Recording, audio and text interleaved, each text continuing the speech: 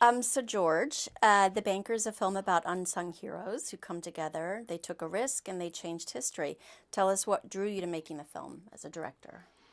Uh, it's just an extraordinary story. The way that they confronted the racism in the banking and housing industries, their audacity in doing it, and there's something just incredibly fun about the fact that they essentially My Fair Lady'd their white handyman to be the front man of their operation. And when you sort of combine the social importance of what they did, the timeliness of these issues is evident even today. It's become a major issue in the campaign trail for the presidency. When you combine that with the sort of amazing, almost Hollywood-like hook of the transformation, the Pygmalion aspect, it just felt to me like this is a movie that, if we can get the script right, we can get it made. The story takes place in the 60s, the Jim Crow era, but in many ways, The Banker is just as contemporary, as you just said, relevant and relatable today. What would you like audiences to take away? The story takes place really between the 1930s and the 1960s, but yeah, I think it is touching on issues that are still a problem today. Um, Both the fact that there's still discrimination in banking and in housing. Um, there was a front page New York Times article several months back where there was people on tape uh, talking about not wanting to do banking with African Americans. So it's obviously still a problem. But beyond that, I think it's important for people to understand that the main way that Americans build wealth, and it's true in many countries, is by property ownership.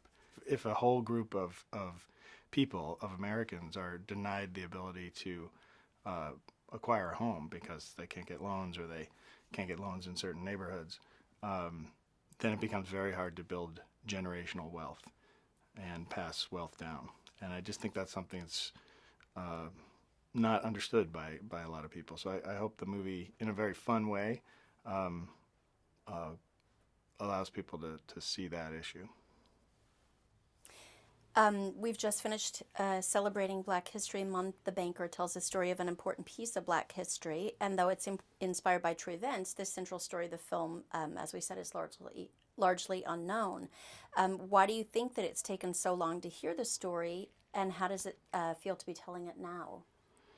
I'm, incredibly thankful for the opportunity to tell this story. As you said, it's been out there for a long time.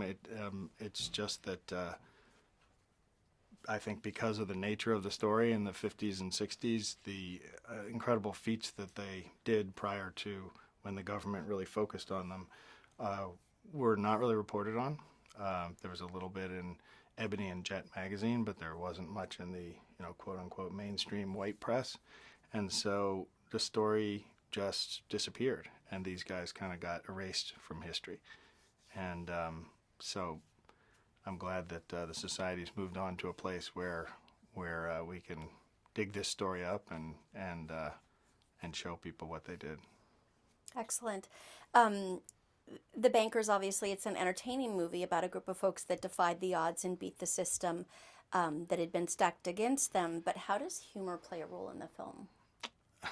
Well, try selling a film where you go into a financer and you say, "We want to do a film about banking and real estate transactions," and it's got two African American leads. Like it's a very difficult sell even today.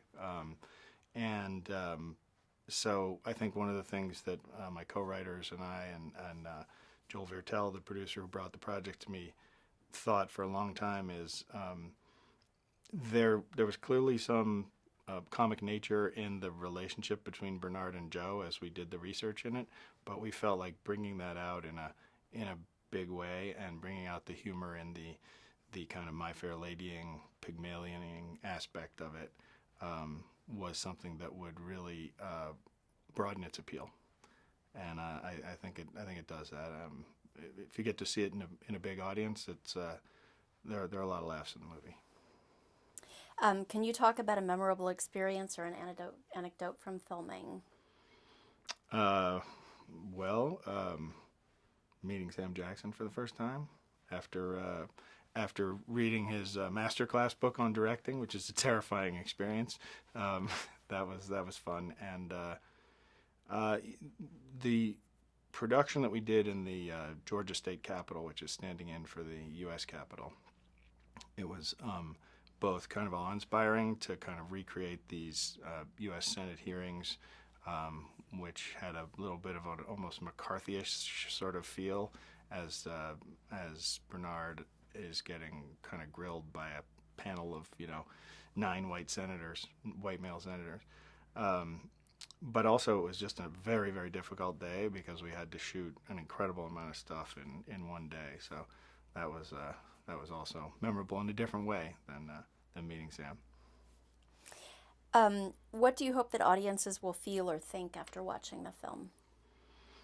Well, I hope they feel some of the poignancy of what these guys had to overcome to do what they did. I hope they'll also feel like it is possible for kind of justice to win out,